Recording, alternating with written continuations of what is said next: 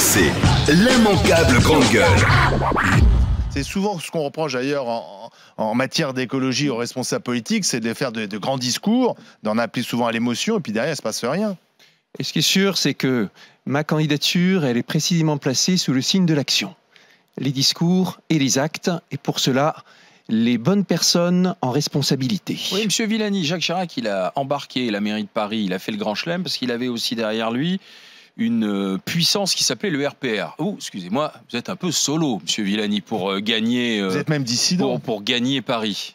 Hier, c'était la réunion de mon comité d'arrondissement dans le 14e arrondissement. Il y avait une centaine de militants qui étaient venus. J'appelle pas ça solo. Oui, si ça, vous c'est un arrondissement. Paris avec 100 militants, excusez-moi, vous êtes un peu à poil quand même. Hein. Excusez-moi. Si vous prenez juste que c'est juste le 14e arrondissement, ça nous en fait des milliers, ça m'en fait des milliers dans Paris. Et dites-moi, qui est capable aujourd'hui d'aligner des milliers de militants actifs, ceux qui sont prêts à tracter, à coller des affiches? Ça, c'est ceux qui se sont déplacés pour la première réunion. Il en viendra d'autres.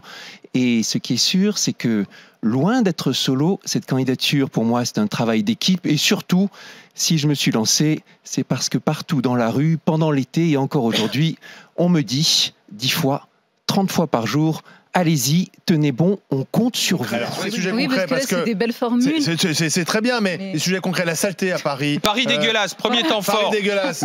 Paris insécurité, deuxième temps fort. Paris embouteillage, troisième temps fort. Tous. Paris, on peut plus se loger si on a une famille. C'est ça. Ils sont tous inclus dans les thèmes que je vous ai dit. Par exemple, quand on pense le Paris de la transition, c'est aussi pour demain avoir un Paris avec des espaces verts à proximité, demande qui est très très récurrente chez les Parisiens. Avoir un espace public apaisé, et ça veut dire propre aussi. Vous savez que la préoccupation numéro 1 des Parisiens quand on les interroge, c'est la propreté. L'immanquable grande gueule.